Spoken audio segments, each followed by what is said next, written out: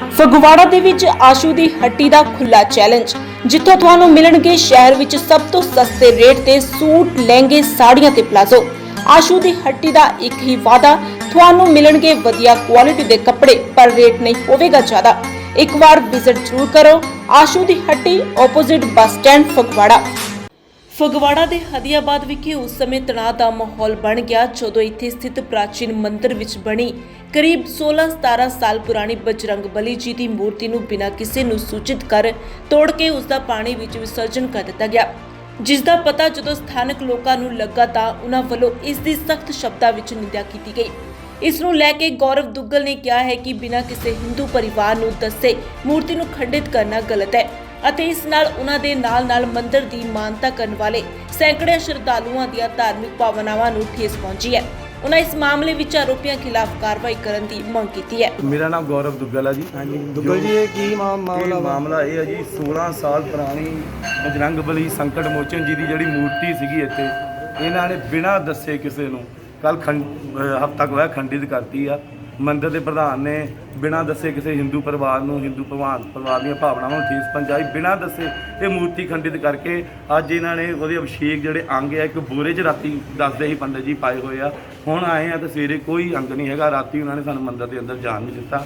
ਅਸੀਂ ਵੀ ਲੋਕਡਾਊਨ ਦੀ ਪਾਲਣਾ ਕਰਦੇ ਮੰਦਿਰ ਦੇ ਅੰਦਰ ਨਹੀਂ ਗਏ, ਪਰ ਹੁਣ ਜੇ ਆਏ ਆ ਤੇ ਇੱਥੇ ਕੋਈ ਅੰਗ ਨਹੀਂ, ਕੋਈ ਅਭਿਸ਼ੇਕ ਨਹੀਂ ਹੈਗਾ ਜੀ। ਤੋੜਨ ਵਾਲੇ ਵਿਅਕਤੀ ਕੋਈ ਪਤਾ ਲੱਗਾ ਕਿ ਨਹੀਂ? ਤੋੜਨ ਵਾਲੇ ਟਰਸਟ ਦੇ ਪ੍ਰਧਾਨ ਨੇ ਕਿਹਾ ਹੋਣਾ ਕਿਸੇ ਨੂੰ, ਜਾਂ ਹੋਰ ਕੋਈ ਤੋੜਿਆ ਹੋਣਾ ਜੀ, ਕਿਹਾ ਪ੍ਰਧਾਨ ਦੇ ਕਹੇ ਤੇ ਤੋੜਨ ਦਾ ਕਾਰਨ ਕੀ ਹੈ? ਕੋਈ ਤੋੜਨ ਦਾ ਕਾਰਨ ਕੋਈ ਵੀ ਨਹੀਂ ਹੈਗਾ। ਮੰਦਿਰ ਉਧਰ ਬਣ ਰਿਹਾ, ਤੁਹਾਡਾ ਜੋ ਬਣ ਰਿਹਾ ਵਾ ਧਰਮਸ਼ਾਲਾ ਉਧਰਲੇ ਪਾਸੇ ਆ, ਇੱਧਰਲੇ ਪਾਸੇ ਹਿੰਦੂ ਪਰਿਵਾਰਾਂ ਦਾ ਮੰਦਿਰ ਆ। ਹਿੰਦੂ ਪਰਿਵਾਰ ਸਾਰੇ ਆਉਂਦੇ ਆ, ਹਿੰਦੂ ਸਿੱਖ ਸਾਰੇ ਆਉਂਦੇ ਆ, ਪਰ ਮੂਰਤੀ ਖੰਡਿਤ ਕਰਨ ਦਾ ਪਤਾ ਨਹੀਂ ਲੱਗਾ ਕਿਉਂ ਤੋੜ ਦਿੱਤੀ। ਮੂਰਤੀ ਸਹੀ ਸੀ, ਖੰਡਿਤ ਨਹੀਂ ਸੀ। ਆਪਾਂ ਨੂੰ ਕਿੰਨੇ ਵਜੇ ਪਤਾ ਲੱਗਾ?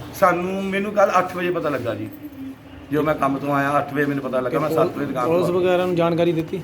ਪੁਲਿਸ ਨੂੰ ਤਾਂ ਨਹੀਂ, ਜਦੋਂ ਮੰਦਿਰ ਦੇ ਅੰਦਰ ਆਉਣਾ ਚਾਹੇ ਪੁਜਾਰੀ ਜੀ ਕਹਿੰਦੇ ਲੋਕਡਾਊਨ ਆ, ਸਵੇਰ ਨੂੰ ਆਓ। ਸਵੇਰ ਨੂੰ ਅਸੀਂ ਆਏ ਤਾਂ ਕੁਝ ਨਹੀਂ ਹੈਗਾ ਜੀ। ਤੇ ਮੂਰਤੀ ਕਿੰਨੀ ਕੁ ਪੁਰਾਣੀ ਹੈ ਜੀ? ਮੂਰਤੀ 15 ਤੋਂ 17 ਸਾਲ ਪੁਰਾਣੀ ਹੈ ਜੀ। ਕੋਈ ਪ੍ਰਸ਼ਾਸਨ ਦੇ ਧਿਆਨ 'ਚ ਲਿਆਉਂਗੇ? ਪ੍ਰਸ਼ਾਸਨ ਦੇ ਧਿਆਨ ਦੀ ਮੰਗ ਦਿੱਤੀ ਜਾਊਗੀ ਜੀ। ਅੱਜ ਮੰਗ ਕੀਤੀ ਜਾਊਗੀ, ਅੱਜ ਮੰਗ ਕੀਤੀ ਜਾਊ ਪ੍ਰਸ਼ਾਸਨ ਕੋਲ। ਅਸੀਂ ਫੈਸਲਾ ਇਨਸਾਫ ਚਾਹੁੰਦੇ ਹਾਂ ਜੀ। ਕਮੇਟੀ ਮੈਂਬਰ ਕੋਈ ਵੀ ਨਹੀਂ ਹੈਗਾ ਜੀ ਇਸ ਟਾਈਮ ਇੱਥੇ। ਇਸ ਮੌਕੇ ਨਿਧੀ ਵਾਲੀਆ ਨੇ ਵੀ ਕਿਹਾ ਹੈ ਕਿ ਮੰਦਿਰ ਵਿੱਚ ਸਥਿਤ ਬਜਰੰਗ ਬਲੀ ਜੀ ਦੀ ਮੂਰਤੀ ਨੂੰ ਖੰਡਿਤ ਕਰਨਾ ਬਹੁਤ ਗਲਤ ਹੈ। ਉਹਨਾਂ ਕਿਹਾ ਹੈ ਕਿ ਇਸ ਸੰਬੰਧੀ ਨਾ ਤਾਂ ਪ੍ਰਸ਼ਾਸਨ ਨੂੰ ਸੂਚਿਤ ਕੀਤਾ ਗਿਆ ਅਤੇ ਨਾ ही नेड़े ਦੇ ਲੋਕਾਂ ਨੂੰ, जो कि गलत है।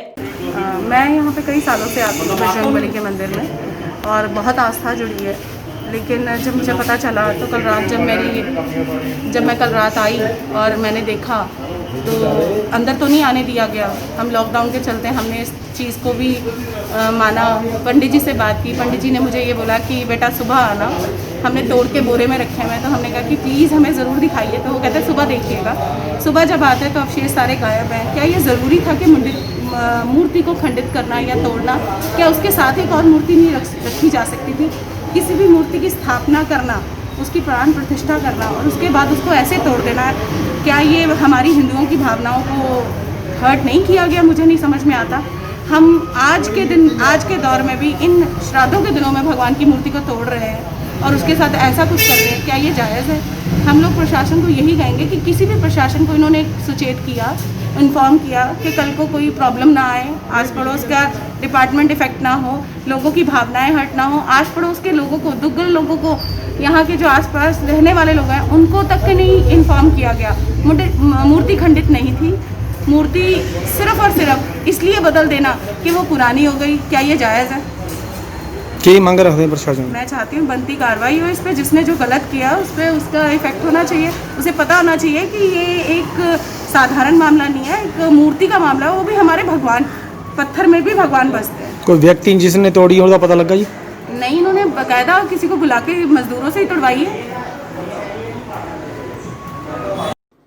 ਮੰਦਿਰ 'ਚ ਮੌਜੂਦ ਰਵੀ ਦੁੱਗਲ ਨੇ ਵੀ ਇਸ ਘਟਨਾ ਦੀ ਨਿੰਦਿਆ ਕਰਦਿਆਂ ਇਸ ਮਾਮਲੇ ਦੀ ਜਾਂਚ ਕਰ ਆਰੋਪੀ ਖਿਲਾਫ ਬਣਦੀ ਕਾਰਵਾਈ ਦੀ ਮੰਗ ਕੀਤੀ ਹੈ। ਹਾਂਜੀ, ਕੀ ਨਾਮ ਪੰਡਿਤ ਜੀ ਤੁਹਾਡਾ? ਮੇਰਾ ਨਾਮ ਰਵੀ ਹੈ, ਰਵੀ ਦੁੱਗਲ। ਦੁੱਗਲ ਜੀ, ਕੀ ਮਾਮਲਾ ਜਿਹੜਾ ਅੱਜ ਇੱਥੇ ਇਕੱਠੇ ਹੋਏ ਆ ਤੁਸੀਂ?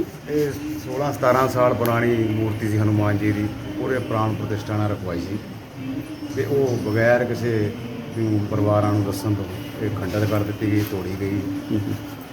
ਉਹਦੇ ਉਪਲਕਸ਼ ਵਿੱਚ ਅਸੀਂ ਇਕੱਠੇ ਹੋਏ। ਜੇ ਗੱਲ ਕਰੀਏ ਅਸੀਂ ਆਮ ਮੰਦਰਾਂ ਦੇ ਵਿੱਚ ਮੂਰਤੀਆਂ ਸਥਾਪਿਤ ਕੀਤੀਆਂ ਜਾਂਦੀਆਂ, ਕਮੇਟੀਆਂ ਦਾ ਗਠਨ ਹੁੰਦਾ, ਕਮੇਟੀ ਦੀ ਮੌਜੂਦਗੀ ਉਹ ਪ੍ਰਸ਼ਾਸਨ ਨੂੰ ਭਰੋਸੇ 'ਚ ਲੈ ਕੇ ਤੋੜੀਆਂ ਜਾਂਦੀਆਂ ਜਾਂ ਦੂਸਰੀ ਜਗ੍ਹਾ ਸਥਾਪਿਤ ਕੀਤੀਆਂ ਜਾਂਦੀਆਂ। ਮੇਰੇ ਖਿਆਲ ਨਹੀਂ ਇਹਨਾਂ ਨੇ ਕਿਸੇ ਨੂੰ ਨਹੀਂ ਇੰਟੀਮੇਸ਼ਨ ਦਿੱਤੀ। ਤੇ ਕੀ ਲੱਗਾ ਤੁਹਾਨੂੰ ਕਮੇਟੀ ਜਿਸ ਬੰਦੇ ਨੇ ਤੋੜਿਆ, ਤੁਹਾਨੂੰ ਕੀ ਲੱਗਾ ਇਹ ਤੋੜੀਆਂ ਕਿਹਨੇ ਇਹ? ਕਿਸੇ ਨੇ ਤਾਂ ਤੋੜੀਆਂ ਹੀ ਹੈ ਜੀ ਇੱਥੇ ਮੰਦਿਰ ਤੇ ਦਾ ਮੰਦਿਰ ਦਾ ਕੌਣ ਇਸ ਟਾਈਮ ਮੰਦਿਰ ਦਾ ਇੰਚਾਰਜ ਕੌਣ ਆ? ਪੁਜਾਰੀ ਹੈਗਾ ਇੱਥੇ, ਪੁਜਾਰੀ ਕੌਣ ਆ? ਕਵੀ ਰਾਜ। ਰਾਤ ਨੂੰ ਉਹਨੂੰ ਮਿਲੇ ਸੀ ਤਾਂ ਉਹ ਕਹਿੰਦੇ ਸਵੇਰੇ ਬੋਰਿਆਂ 'ਚ ਬੰਦ ਆ। ਨਹੀਂ ਕੌਣ ਪੁਜਾਰੀ ਕੌਣ ਹੈ ਇੱਥੇ? ਕਵੀ ਰਾਜ। ਕਵੀ ਰਾਜ। ਕਵੀ ਰਾਜ। ਤੇ ਕੀ ਪੁਜਾਰੀ ਉਹ ਇਕੱਲਾ ਇਸ ਉਹ ਕੋਈ ਟਰਸਟ ਬਿਹਤਰ ਦਾ ਦੱਸ- ਮਾਲਕ ਹੈ ਜਾਂ ਉਹ ਟਰਸਟ ਚਲਾ ਰਿਹਾ ਨਹੀਂ ਹੈ, ਨਾ ਟਰਸਟ ਚਲਾ ਰਿਹਾ। ਇਹ ਪਾਠਸ਼ਾਲਾ ਦੇ ਅਧੀਨ ਆਉਂਦਾ ਮੰਦਿਰ ਜੀ। ਤੇ ਕੀ ਪਾਠਸ਼ਾਲਾ ਦੇ ਜੋ ਮੈਂਬਰ ਹੈ ਜੋ ਮੇਰਾ ਉੱਥੇ ਖਿਆਲ ਦੇ ਨਹੀਂ ਪਤਾ ਉਹਨਾਂ ਨੂੰ ਵੀ, ਕਿਸੇ ਨੂੰ ਭਰੋਸੇ 'ਚ ਲਿਆ ਗਿਆ? ਮੇਰੇ ਖਿਆਲ ਨਹੀਂ ਲਿਆ। ਤੇ ਕੀ ਮੰਗ ਕਰਦੇ ਹੋ ਤੁਸੀਂ? ਵੀ ਜੋ ਇਹਦੀ ਕਾਰਵਾਈ ਬਣਦੀ ਉਹ ਕੀਤੀ ਜਾਵੇ, ਕਿਉਂਕਿ ਇਸ ਤੋਂ 16-17 ਸਾਲ ਪੁਰਾਣੀ ਮੂਰਤੀ ਸੀ ਇਹ। ਮੰਦਿਰ ਵੀ ਸਾਡੀ ਸੁਰਤ ਤੋਂ ਪਹਿਲਾਂ ਦਾ, ਮੇਰੀ 54-55 ਸਾਲ ਦੀ ਉਮਰ ਹੋ ਗਈ ਆ, ਸਾਡੀ ਸੁਰਤ ਤੋਂ ਪਹਿਲਾਂ ਦਾ ਮੰਦਿਰ ਹੈ ਜੀ। ਆਪਾਂ ਨੂੰ ਕਿੰਨੇ ਵਜੇ ਪਤਾ ਲੱਗਾ ਜੀ? ਤੇ ਕੱਲ ਰਾਤ ਹੀ ਪਤਾ ਲੱਗਾ ਜੀ। ਜਦੋਂ ਇਸ ਸੰਬੰਧੀ ਮੰਦਿਰ ਦੇ ਪੁਜਾਰੀ ਨਾਲ ਗੱਲਬਾਤ ਕੀਤੀ ਗਈ ਤਾਂ ਉਹਨਾਂ ਕਿਹਾ ਕਿ ਮੂਰਤੀ ਨੂੰ ਤੋੜਿਆ ਨਹੀਂ ਗਿਆ। ਉਹਨਾਂ ਵੱਲੋਂ ਮੂਰਤੀ ਨੂੰ ਇੱਕ ਥਾਂ ਤੋਂ ਦੂਜੀ ਥਾਂ ਸਥਾਪਿਤ ਕਰਨ ਦੀ ਕੋਸ਼ਿਸ਼ ਕੀਤੀ ਜਾ ਰਹੀ ਸੀ, ਜਿਸ ਦੌਰਾਨ ਮੂਰਤੀ ਪੁਰਾਣੀ ਹੋਣ ਕਾਰਨ ਖੰਡਿਤ ਹੋ ਗਈ, ਜਿਸ ਤੋਂ ਬਾਅਦ ਮਰਿਆਦਾ ਅਨੁਸਾਰ ਉਸ ਨੂੰ ਪਾਣੀ ਵਿੱਚ ਵਿਸਰਜਿਤ ਕਰ ਦਿੱਤਾ ਗਿਆ। ਹਾਂਜੀ कवि राव जी, ये मूर्ति कितनी साल पुरानी है ਤੁਹਾਡੀ? मेरे अंदाजे से 25-30 साल पुरानी है। ਤੇ इसको तोड़ा किसने? तोड़ा किसी ने नहीं तोड़ा है, हाँ जी। किसी ने नहीं तोड़ा है। ये नए निर्माण के लिए जो है ना, इसको उठा के दूसरे स्थानांतरण करने की हमने विचार किया था।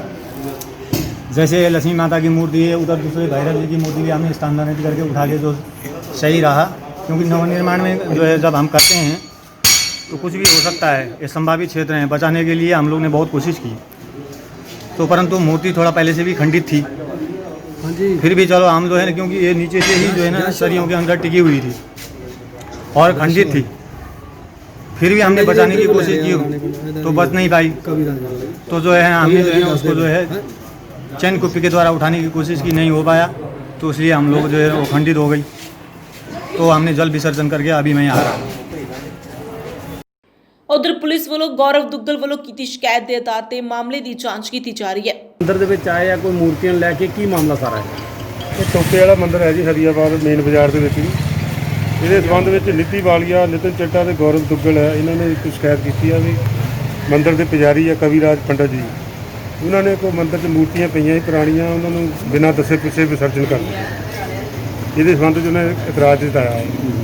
ਤੇ ਇਹਦੇ ਸੰਬੰਧ 'ਚ ਸ਼ਾਮ ਨੂੰ 5 ਵਜੇ ਥਾਣੇ ਦੋਨਾਂ ਧਿਰਾਂ ਨੂੰ ਟਾਈਮ ਦਿੱਤਾ ਹੈ, ਜੋ ਵੀ ਇਹਨਾਂ ਦਾ ਕੋਈ ਫੈਸਲਾ ਹੋਊਗਾ ਫਿਰ।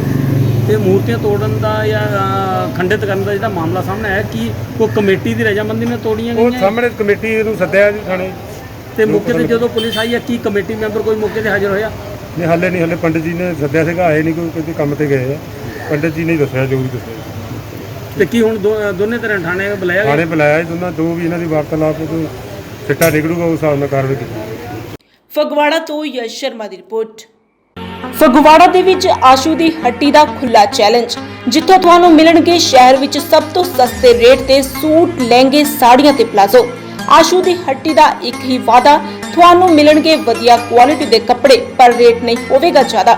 ਇੱਕ ਵਾਰ ਵਿਜ਼ਿਟ ਜ਼ਰੂਰ ਕਰੋ ਆਸ਼ੂ ਦੀ ਹੱਟੀ, ਆਪੋਜ਼ਿਟ ਬੱਸ ਸਟੈਂਡ, ਫਗਵਾੜਾ।